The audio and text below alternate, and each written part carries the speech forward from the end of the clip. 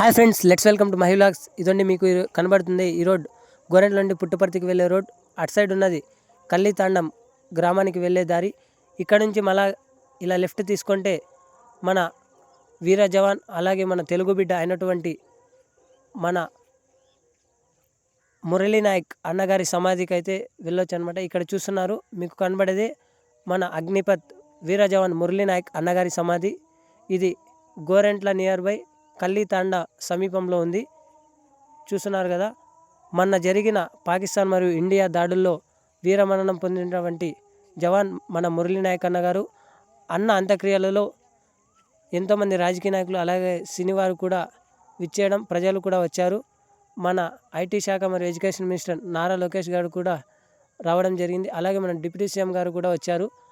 మన ప్రభుత్వం వారు అన్న కుటుంబానికి 50 లక్షలు ఇవ్వడం జరిగింది. అలాగే మన deputy CM Pawan Kalyan sir గారు తన సొంత డబ్బులు 25 లక్షలు ఇవ్వడం జరిగింది.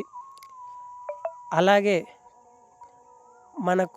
మన మాజీ సీఎం వైఎస్ జగన్మోహన్ రెడ్డి గారు కూడా 25 లక్షలు డబ్బులు ఇవ్వడం జరిగింది కుటుంబానికి.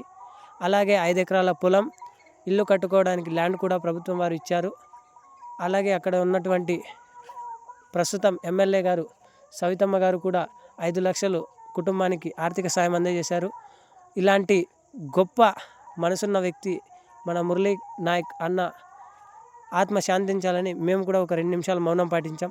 ఇదండి, మనం ఇటువంటి అమరవీరులను ఎప్పటికీ మరవకుండా మనం గుర్తుపెట్టుకోవాలని కోరుకుంటూ, ఎవరైనా ఫస్ట్ టైం మన ఛానల్ని చూస్తున్నట్లయితే ప్లీజ్ సబ్స్క్రైబ్ చేయండి. మీరు సబ్స్క్రైబ్ చేయడం వల్ల మేము మరిన్ని మంచి వీడియోలు తీయడానికి ఉపయోగపడుతుంది.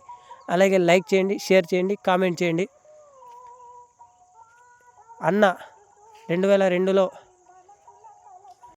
10వ నెల 8వ తారీఖు జన్మించడం జరిగింది. అలాగే 2025 9వ తారీఖు 5వ నెలలో మరణించడం జరిగింది మన జరిగిన దాడుల్లో.